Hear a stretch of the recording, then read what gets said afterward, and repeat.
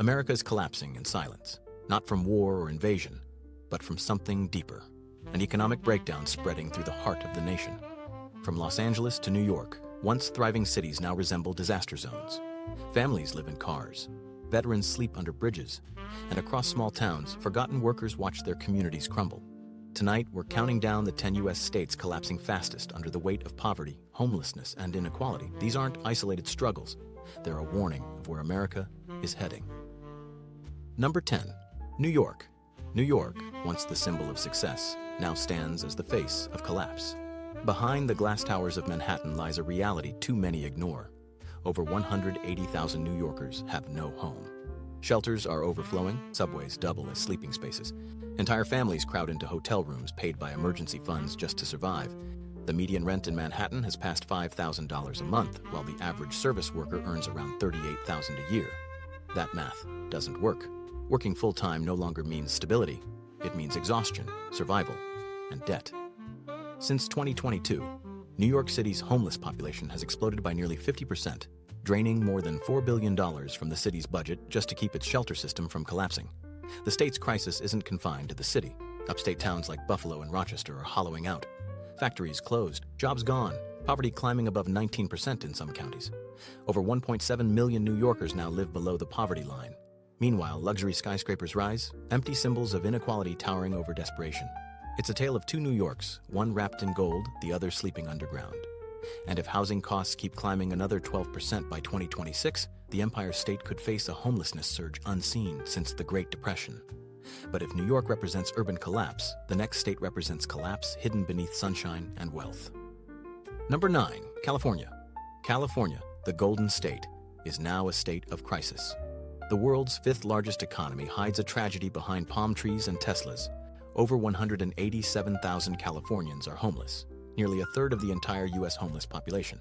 Los Angeles alone shelters around 75,000 people living in tents, cars, and beneath freeways. San Francisco spends over $1 billion annually to fight homelessness, yet entire streets have become encampments stretching for miles. The median home price sits above $840,000, while the median household income is only around $84,000.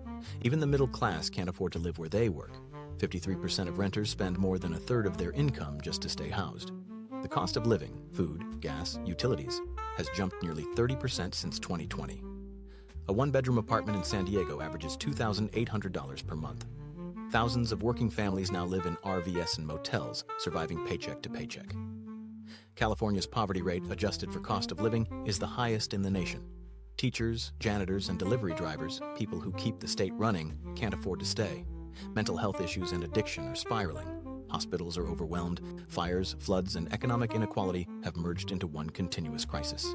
Even Silicon Valley, once the dreamland of innovation, now has tent cities beneath billion-dollar tech offices. The state's $45 billion budget deficit has drained resources, leaving local governments scrambling. California is no longer the symbol of prosperity. It's the warning sign of what happens when wealth grows faster than empathy. But beyond the coasts, a quieter collapse is spreading through the heartland. Number 8. Oklahoma. Oklahoma's crisis doesn't make the front page, but it's real. The state's poverty rate hovers around 14.5%, with over 600,000 people struggling to survive on less than $15,000 a year. In rural counties, poverty can exceed 20%. Wages remain low, around $13 an hour for many workers, while the cost of rent continues to climb. 37% of renters now spend more than half their income on housing. Homelessness has risen nearly 20% since 2021. In Oklahoma City and Tulsa, tent camps are appearing near riverbanks and vacant lots. In rural areas, the collapse is hidden. Families sleeping in cars, old trailers, or motels without being counted. Schools reported over 20,000 students as housing unstable last year. Food insecurity affects 1 in 7 residents, and hospitals in small towns are closing as insurance gaps widen. The oil and gas sector, once Oklahoma's economic lifeline, has cut thousands of jobs. Inflation, drought, and layoffs have driven prices up while wages stay frozen. The result? Working families forced to choose between rent, gas, and groceries. Oklahoma's collapse is quiet, but relentless.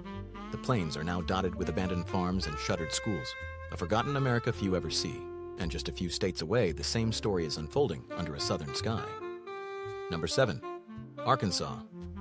Arkansas, the natural state, is drowning in poverty beneath its postcard beauty. The poverty rate sits around 15%, with nearly 500,000 residents living below the line. In places like Pine Bluff and West Memphis, poverty soars past 25%. Inflation has hit hard, grocery prices up 27%, electricity up 40%. The median household income sits far below the national average, while wages have barely moved. Homelessness is officially under 3,000 people, but advocates estimate the real number is 2 or 3 times higher, many hidden in forests, motels, or old cars. Churches and charities have turned basements into makeshift dorms. Hospitals in small towns keep closing, 6 gone since 2018. The average Arkansas medical debt is over $1,400 per person, among the highest in America. Education is collapsing alongside healthcare. 1 in 4 children grows up poor, and literacy rates have fallen. Meanwhile, economic growth concentrates in one place, Bentonville, home to corporate headquarters that profit from low wages while local workers barely survive. The wealth gap widens as rural infrastructure decays, crumbling roads, underfunded schools, addiction rising across the Ozarks. If nothing changes, Arkansas could see its poverty rate climb past 16% within 2 years. The next state down the list faces the same spiral, but even deeper. Number 6. Alabama. Alabama's southern charm can't hide its decline. Nearly 15% of its people live below the poverty line, over 750,000 residents. In the Black Belt region, that number surpasses 30%. Entire counties survive on median incomes under $30,000 a year. Rent in Birmingham now exceeds $1,200 a month, while the average service worker earns less than $13 an hour. Utility costs and food prices are skyrocketing. 1 in 6 households faces food insecurity. Homelessness, once hidden, has exploded. Thousands living in cars or abandoned homes. Local governments, low on funds, clear camps without solutions, displacing the same people over and over. Alabama's refusal to expand Medicaid has left over 300,000 adults uninsured. Rural hospitals are disappearing, and infant mortality rates remain among the highest in the U.S. The education system is collapsing under outdated books, overcrowded classrooms, and underpaid teachers. 1 in 5 high school graduates leaves without basic literacy skills. The paradox is haunting. Corporate tax breaks continue, while ordinary citizens can't keep the lights on. Alabama's collapse isn't sudden. It's steady erosion, the slow bleed of a system that stopped caring. And just north, the next state's quiet collapse mirrors it. Bluegrass Hills hiding blue-collar despair. Number 5. Kentucky. Kentucky's collapse is as tragic as it is invisible. Nearly 16% of residents live in poverty, roughly 700,000 people. The once booming coal industry that powered the state for generations has crumbled. In the 1980s, over 120,000 coal miners worked in Kentucky. Now fewer than 20,000 remain. The towns built around those mines are fading. Schools closed, stores boarded up, addiction spreading. Median household income sits around $57,000, nearly $20,000 below the national average. Rent in Louisville has surged more than 30% since 2020, while energy bills are up 40%. Homelessness has climbed 22% since 2021. Over 5,000 are officially unhoused, but advocacy groups say the real number may be twice that. Families now live in motels, RVs, and broken-down trailers, scraping by as wages stagnate. Food insecurity affects 1 in 6 households, and school lunch programs are running out of supplies. Public education funding ranks near the bottom nationally, locking future generations into the same struggle. 11 hospitals have closed since 2015, and overdose deaths have risen 40% since the pandemic. Kentucky's collapse isn't loud. It's quiet, slow, and heartbreaking. Once known for its bluegrass beauty, it's now a symbol of America's forgotten working class. But as the coal fades, an even older mining state is collapsing beyond repair. Number 4. West Virginia. West Virginia, once the heart of America's coal empire, now lies in economic ruin. Nearly 17% of residents live in poverty, over 300,000 people, and in some counties that rate exceeds 30. The decline of coal wiped out tens of thousands of jobs, leaving addiction and despair in its place. The state now holds the highest overdose rate in the nation, nearly double the U.S. average. Hospitals and mental health centers are overwhelmed. Homelessness has risen 15% since 2020, though the true figure is likely far higher. Many live in cars, trailers, or forests unseen by officials. Food insecurity grips 1 in 5 households. Schools struggle with chronic teacher shortages, and 1 in 5 children grows up in deep poverty. The population is shrinking fast as young people flee for better opportunities. Roads crumble, water systems fail, federal aid flows in, but little changes. West Virginia has become a haunting symbol of what happens when an economy collapses and nothing replaces it, when people are left behind by the same nation they powered for generations. But what's happening further south is even worse. Number 3. Mississippi. Mississippi stands as the poorest state in America. Nearly 1 in 5 residents, almost 600,000 people, live below the poverty line. In counties like Holmes and Issaquena, that number surpasses 30%. The median household income is just over $52,000, $25,000 below the national average. Groceries have risen nearly 30% since 2020. Electricity bills are up 32%. Rents in cities like Jackson and Gulfport average $1,200 a month, unaffordable for most. Over 4,000 people are officially homeless, but many more double up with relatives or live in cars. Public shelters are overcrowded, and in rural areas, there are none at all. Healthcare is collapsing. 14% of residents uninsured, 10 hospitals closed since 2010.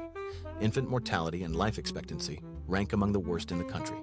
Schools are severely underfunded, locking children into generational poverty. Infrastructure is failing. Entire neighborhoods in Jackson go days without clean water. Poverty here isn't a temporary setback, it's an inheritance, a cycle passed from one generation to the next. Yet the nation barely notices. But 1,000 miles west, another state is facing a similar fate, wrapped in beauty, but built on inequality. Number 2. New Mexico. New Mexico's deserts are breathtaking, but behind the sunsets and red canyons lies quiet collapse. With a poverty rate of nearly 19%, almost 400,000 residents live below the poverty line. Rents in Albuquerque have jumped 30% since 2020. Energy costs have soared 40% in rural regions. In some areas, families still live without electricity or running water. Over 4,000 residents are homeless, with encampments growing near freeways and in the outskirts of cities. 1 in 5 children faces hunger every month. Healthcare is crumbling, hospitals short-staffed, doctors leaving, and mental health services disappearing. 11% of residents lack insurance. Overdose deaths have surged 35% since the pandemic. Schools are underfunded and dropout rates remain among the highest in the country. With limited jobs beyond tourism and government work, young people are fleeing in search of opportunity. Ghost towns are appearing where vibrant communities once stood. New Mexico's collapse isn't dramatic. It's slow, steady erosion. A crisis hidden behind beauty. And yet, the final state on this list shows what happens when poverty, disaster, and inequality combine into one storm. Number 1. Louisiana. Louisiana is collapsing faster than any other state in America. Nearly 19% of its population lives below the poverty line, over 880,000 people, many in deep poverty, earning less than $12,000 a year.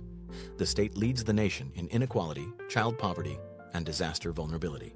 In New Orleans, rent has climbed above $1,500 a month, up more than 40% in just 4 years.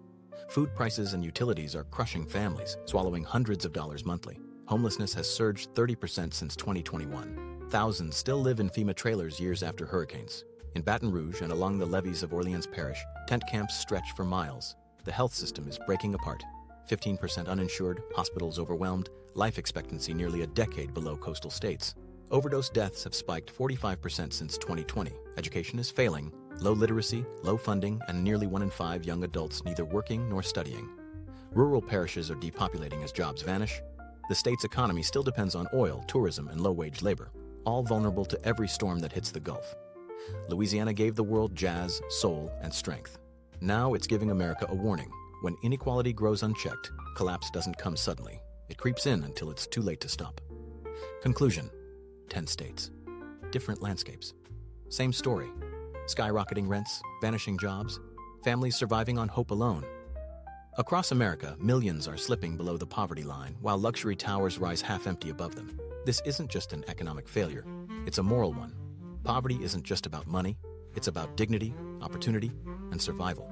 The American dream isn't dead, it's being stolen. The question now isn't which state will fall next, it's whether we'll do anything before they all do.